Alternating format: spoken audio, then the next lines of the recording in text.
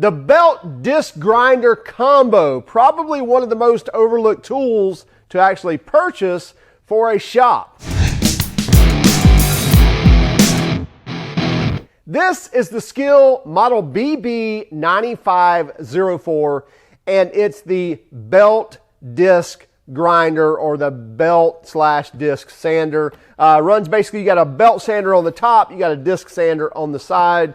Then you can actually set angles on this as well. And then you've got kind of a tool guard and finger guard here on the top. We'll get into all that, as well as a dust port here on the back. I think this is one of those tools that is most overlooked when you're looking to add tools to a shop, or looking to buy tools that might help your life more in the shop, whether it be with sanding, whether it be with grinding, whether it be metal or wood. And you don't have to spend a fortune. Now, yes, if you're needing, some really good shaping equipment for metal or for wood, then you probably already know what you're looking for. And this is not that tool. But there are many shops, they don't have anything like this. And so taking that first step into a machine like this is a great first step. So this SKIL BB9504 is one of those kind of first step machines into that belt / disc grinder, sander, whatever you want to call this. So let's take a closer look at this, then we'll actually use it on a few things, then come back and talk about pricing and warranty and what we thought of it. This is the SKIL model number BB9504, and it's their belt disc sander. It's exactly what it says it is. It has a belt sander on the top, kind of a combination, and has a disc sander here on the side. There's some different features where you can actually adjust a lot of this. We'll show this here in just one moment.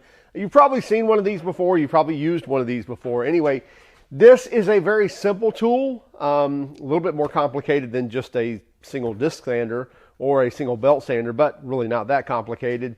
And it's not hard to use, easy to set up, and it's just a great tool to have around the shop because it does a variety of tasks that, say a hand sander or a hand grinder or something like that just doesn't do as well. And it's nice to have it on a bench top or even on a stand if you want to build it that way. Anyway, wanted to go over this. Now, there's also some much more, shall we say, more featuresque or more luxurious or more industrially made belt and disc sanders, but they're a lot more money. This is definitely on that more value-ended scale, but still going to accomplish several tasks in the shop for you. In fact, this is one of those tools that once you have it, you realize that you could have done many other things with it. So once you have one around, you'll find more and more uses for it. Real quickly, this table comes with it, as well as the angle gauge here, as well as this little table goes up here on the top. We'll install that here in one moment. You got a simple power switch here. We're not plugged in, so we can stay safe there. And we got the safety switch, so we can pull that out and kind of lock the tool in the off position if we need to. Some adjustment here where we can adjust and trim the belt or true the belt. And again, we'll go over some different things in a moment. But pretty much everything you see here in the Allen Wrench 2 is what you get with this kit. We also have a dust port here in the back. And let's get an overall measurement of this tool. By the way, this is a 4" by 36" belt, very common belt size, so you can find those belts. And if you mainly work with metal, you can get some better metal sanding belts, if you will, to put on here. If you work with wood, you may want to stick with whatever brand you like to use. You should be able to find a 4 by 36 belt. That's not going to be a problem, as well as a 6" disc. Again, we know that's very, very common. And that's just going to stick on with adhesive. That's just an aluminum plate there. So again, this is all very common stuff. It's not going to be any industrially standard stuff, or I'm sorry, it's not going to be any proprietary stuff that is just to SKIL. You're going to be able to run the accessories that you want to run on here, or run the sanding materials that you want to run on here to your likings. So again, 4" by 36" belt, 6" disc here. Overall of the tool, about 18 inches long, a little less, and just short of 11 inches, about 10.5 inches tall. And then as far as the width of the tool, let's get back here, a little bit wider right there. So about a little more than 8 inches wide. So not a huge tool at all. Doesn't take up a lot of floor space or desk space or workbench space. And then one more measurement. Let's get that dust port here in the back. Internal is going to be looks like 2 1/8 probably. No, 2 1/4. 2 1/4 internal and 2 3/8 external. So your vacuum hoses, you'll know what adapters to get, or maybe it'll plug right in. We'll hook up a dust extractor or a vacuum here in a few moments as well. This table here, very simple to go on. The dowel pin is going to go right here, and then the bolt is going to go through there. And it's just a little thumb screw. And as you can see right here, you can actually adjust this table to the angle you want. It's not the most sturdy in the world, but again, it's just kind of doing some simple tasks here. And what I like to do is, when I'm initially setting this up, is typically I want this square. Sometimes I may put it at an angle to get some type of, specific profile. But I'll just throw my square up there and know, okay, there we go. There's 90. Set that up, and then I'm pretty happy with that. And then this here, obviously your markings are right here on the actual tool. Put that on there and adjust that wherever you need to. Now this top here is going to serve a couple of purposes. Number one, it's going to act as a guide. It's going to keep things from kind of sliding off the back, which is very helpful in some circumstances, as well as going to keep any pinch areas like right here from your fingers getting down in there as well. I always like to make sure that I have less than an 1/8 inch of gap there. You really don't want any pinch areas there when you're sanding things. But then again, you don't want that either. Although it will self-clearance, I promise you. It's kind of what it does. So it would probably be absolutely fine after a few seconds, but I'll just loosen that up.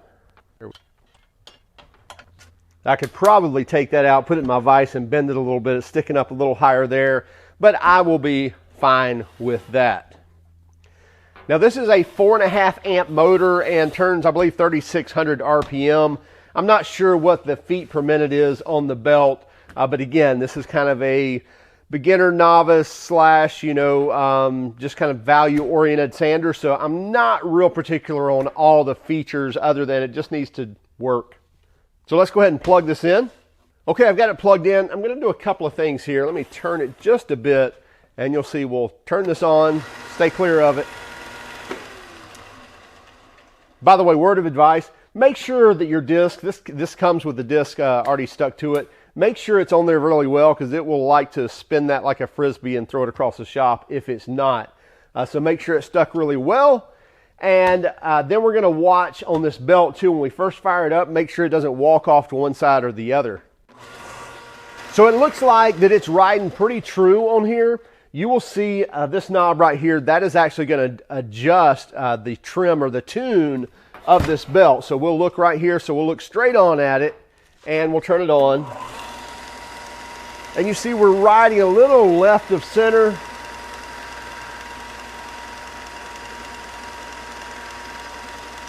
You can see with just an 1/8 turn of the knob, it rode that back over. We went a little bit too far. There we go. Now we're good. So now we're riding nice and true in the middle of those pulleys.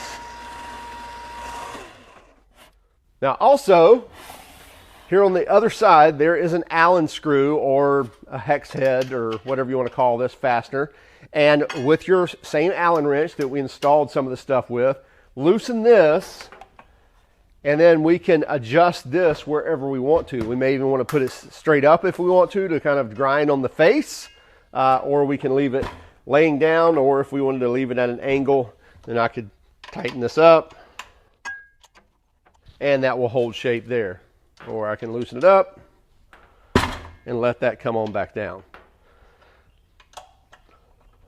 So keep your Allen wrench handy, because then you can actually adjust that table wherever you need to. Now, speaking of the table, I'm calling this a table. This is where basically you have a metal underlayment right here that's acting as a table where you can grind flat against or sand flat against.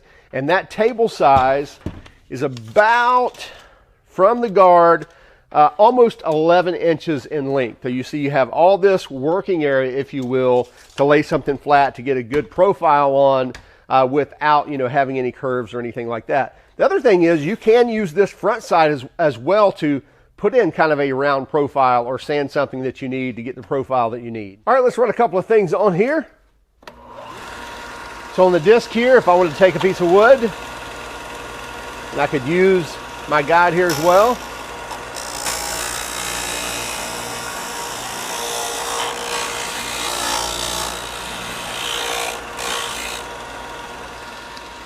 So definitely works nice and quick. You saw we were creating a lot of dust. So for that, let's go ahead and hook up a dust extractor.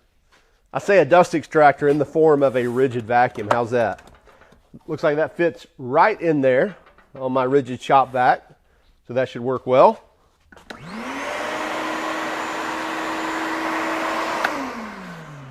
Maybe we'll try suction this time.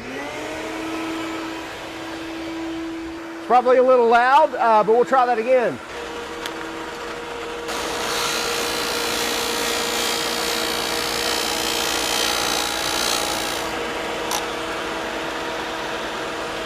Definitely a lot less dust with the vacuum / dust extractor running. So hooking up a vacuum is definitely going to keep things kind of toned down as far as dust flying around the air. Is it going to catch everything on this? No, but it does do a decent job of catching some of this anyway. Let's see if it'll actually pull up from the top plate as well, from the belt sanding. So we'll try it first without a dust extractor or without the vacuum.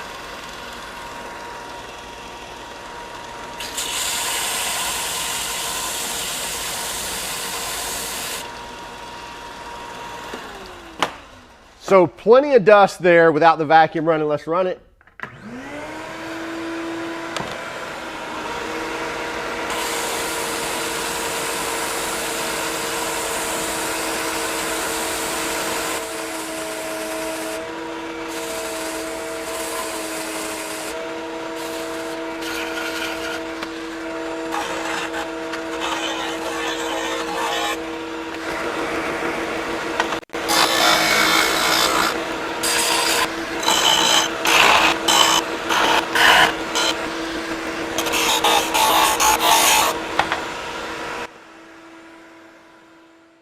So you're still going to get some dust, especially up here on the belt. You saw when we were laterally sanding or longitudinally sanding or length sanding, sanding with the grain of this piece of wood here. We're still getting quite a bit of dust. So it's not going to catch everything, but this is a really cool little tool to have around the shop. And if you don't have one, it's definitely worth having if you're doing any type of woodworking, metalworking. You can really do a lot of sanding with it, grinding with it, and it makes things a lot easier on a lot of things, especially if you're needing to get a nice flat profile or kind of replicate a profile. This works really well, a lot better than, again, picking up the hand grinder. And I know many of you can probably work an awesome profile by hand with a hand grinder, but again, this will enable you to make things flatter. You got a flat surface up here, flat surface here, and then you can also adjust your tables and adjust your guards to as you need it. We think this hit the nail on the head for where we thought it was going to be. It's that entry-level machine, but at the same time, for those shops that don't use it a ton, it will be absolutely fine to live there forever and get used when it needs to get used. But this is also one of those machines that when you do have it, you start realizing, wow, I could use this for that, and I could use this for that, and so forth and so on. Whether, again, it be even acrylic, you may be using it for that as well. So very handy machine. Again, if you're looking for something that's really feature-esque and that's very, very sturdy and very heavy and a lot more, dust extraction worthy, it's going to keep dust down. And again, this is not that machine, but you're going to look at machines that are 10 times as much or more. So let's talk about pricing. This is like $179. This is a 4.5 amp, 3600 RPM machine. Again, running a 4-inch by 36-inch belt and a 6-inch disc on the side. So for less than $200, you're in with this and you get a 3-year warranty. So again, if you use this a few years and have to replace it, it's not killing you by any means. So check it out for yourself. We'll have a link in the description. Let us know what you're using in the shop. Also, let us know if, hey, did you hate our video? Then give us a thumbs down. But otherwise, would you do us a favor and hit that thumbs up button and that like button. And by all means, be sure to follow us on Instagram, Facebook, Twitter, and even TikTok. Hey, listen, have a Merry Christmas. Have a Happy New Year. Keep smiling.